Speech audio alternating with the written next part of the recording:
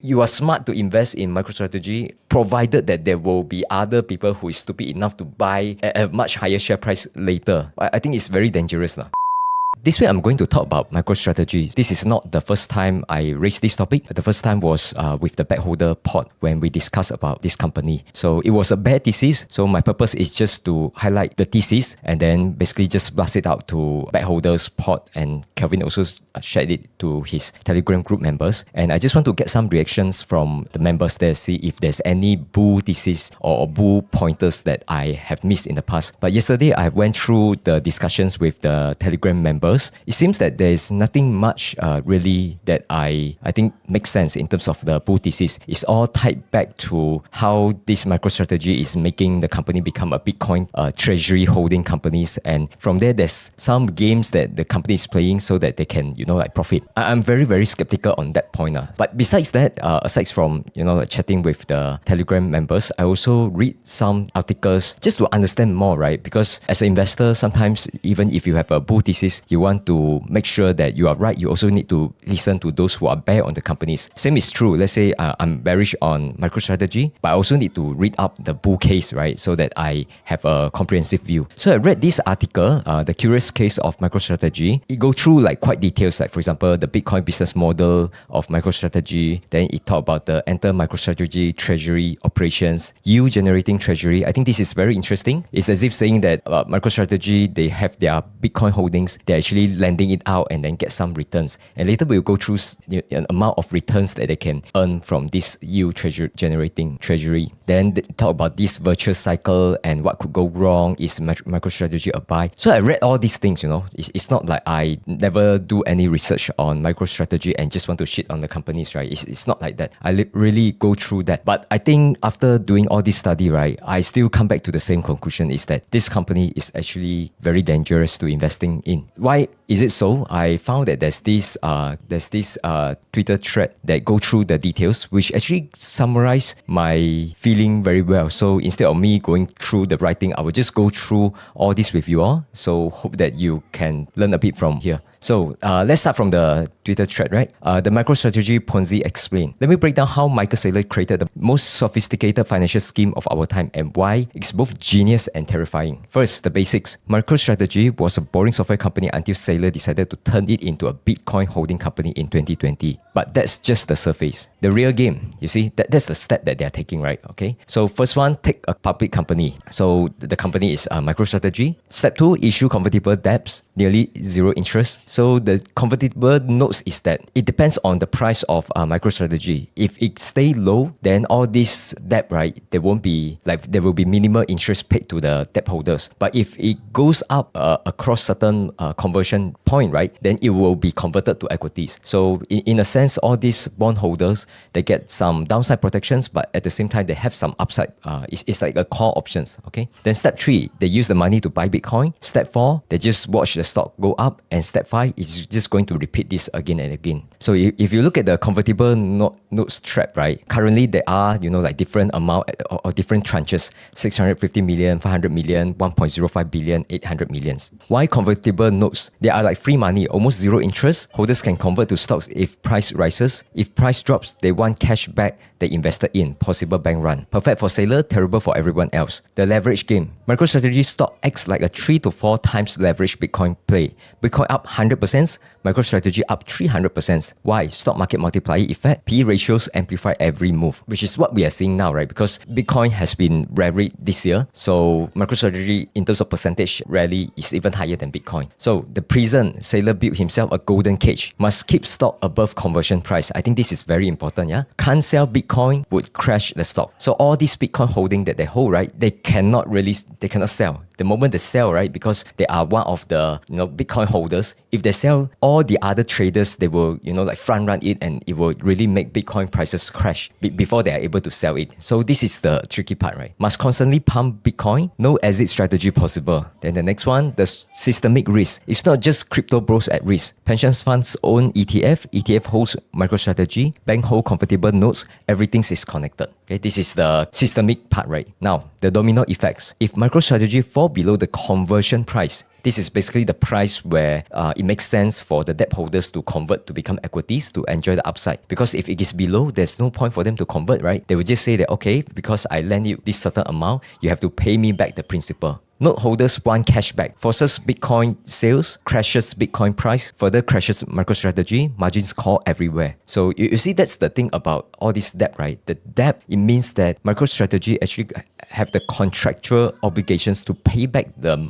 amount, not in Bitcoins, they have to pay the dollars back. So how are they going to have the dollars to pay back if they are not selling Bitcoins, right? So let's say the price continue to go up, I think things will be fine. The problem is that if the price is below the conversion price, right, then they will have a problem. But we don't know when this is going to happen, right? It could be happening soon, or it could be happening sometime in the future. The hidden exposure. Your grandma might be exposed through pension funds, index funds, ETF, mutual funds without even knowing it. This one was mentioned before. The market impact. MicroStrategy holds about 1% of all Bitcoin forced selling would trigger market panic, liquidations cascade, institutional exodus. Okay, the genius part, Saylor created a self-fulfilling prophecy. More Bitcoin pumping, higher stock price, more convertible notes, more Bitcoin buying, rinse and repeat. You see, all these things only works as long as Bitcoin price continue to go up. The legal angle. Everything is technically legal. Full SEC disclosure, public company oversight, transparent transactions. Yet somehow feels wrong. The marketing. Saylor's constant presence. Bitcoin conferences, Twitter spaces, media appearance. He must keep pumping. That's the trick. The true purpose. It's not about Bitcoin adoptions. No real business use, no payment integrations, pure speculations play,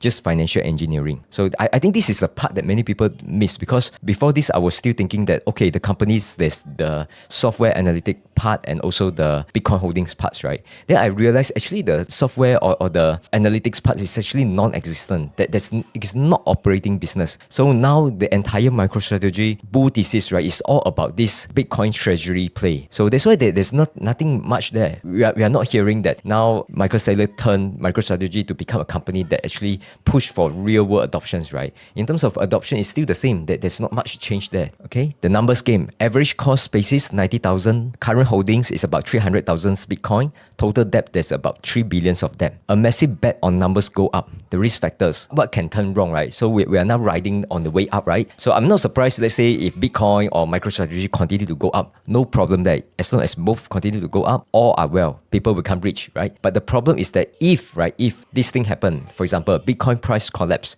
interest rate changes, regulatory crackdown, shift away from Bitcoin only, any could trigger a collapse.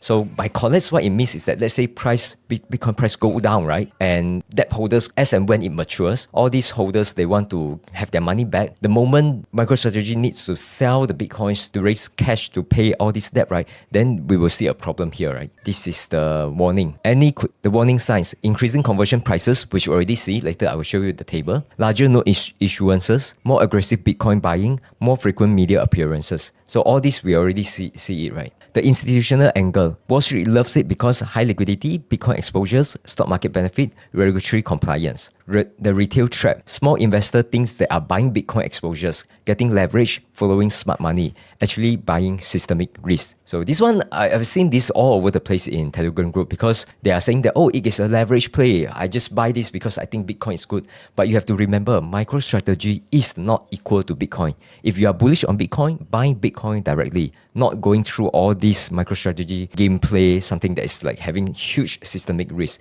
Because if you own a Bitcoin, let's say you own one Bitcoin, right?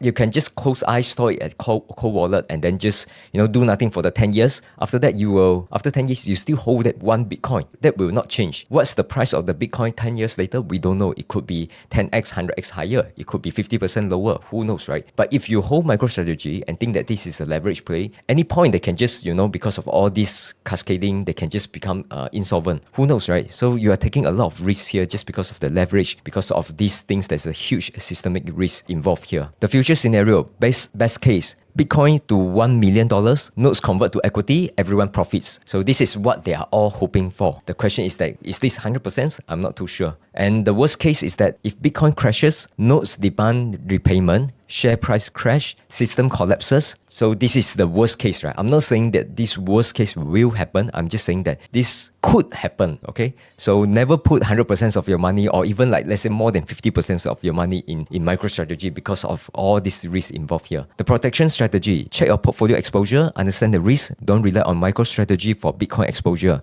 watch conversion price levels. The bigger picture: this isn't just about MicroStrategy or Bitcoin. It's about how modern financial engineering can create systemic risk while appearing totally legitimate. The lessons: nothing is free in finance, leverage works both ways, systemic risks are hidden, always check the fine print. Final thoughts: Saylor created the perfect financial perpetual motion machines. It works until it doesn't. The question isn't if, but when. I think this is a very key point here. Based on what I've observed, everything works fine now. No one can guarantee how long it can work. Let's say for those who treat this MicroStrategy as a trading instrument, they just want to ride the wave up, they have some stop loss, I think those are all well, right? Because you are in a way protected. But you have to remember that for those who think that MicroStrategy is a long-term play, they want to plan and buy and hold, these are the risks that we are talking about. Like it can literally go down to zero in short period of time, which I think in a way I think is quite similar to Terra Luna because of all the systemic risk that's involved here. Okay, now I talk about the Bitcoin lending yield, right? I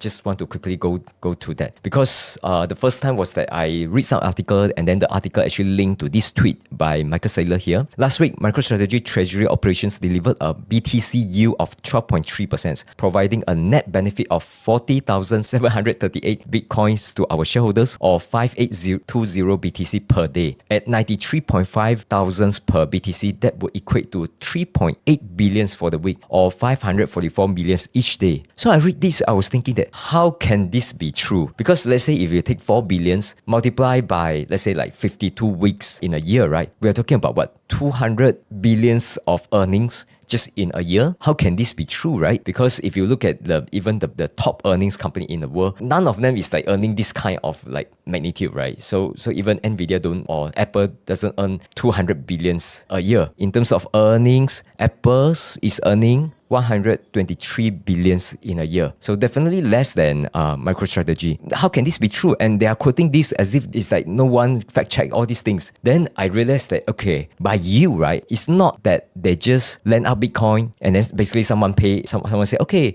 MicroStrategy, can you lend me your Bitcoin holdings? Then from MicroStrategy is that they just lend out and then just in a week, assuming that they lend out, let's say like 100 Bitcoin, right? Then they have to pay back 112 Bitcoins in a week, you know? So it's not something like that. It's totally different because the key point here is actually this BTC yield here. It gives a very specific definitions. If you look at the definitions, right, it's actually part of all this SEC filing that they put on. So if you scroll down, there's this part of talking about BTC. BTC yield is a key performance indicator, KPI, that represents the percentage change period to period of the ratio between the company's Bitcoin holdings and its assumed diluted shares outstanding. Assumed diluted shares outstanding refer to the aggregate of the company's actual shares of the common stock outstanding as of end of the applicable period, plus all additional shares that would result from the assumed conversions of all outstanding convertible notes, exercise of all outstanding stock options awards, and settlement of all outstanding restricted stock. These are actually the calculations here. So very simple. I think example will be easier to explain because so there are a couple of periods. We just focus on end of 2023 versus end of 24th of November 2024. So this is actually a very updated numbers here. We compare just two numbers. One is that the Bitcoin holdings from 189,000 to 386,000. And then second numbers to look at is that the assumed diluted shares outstanding, which is the outstanding shares. So there are two parts, right? So the outstanding shares, there's the basic outstanding shares, and there's one that assume that, let's say, the price of MicroStrategy really go up above all the conversions rate. So it will all be converted. After all these conversions, the shares outstanding will increase. So they take the fully diluted numbers here. So you can see that 207,000, these 266,000 of outstanding shares. So basically, you just take the Bitcoin holdings divided by these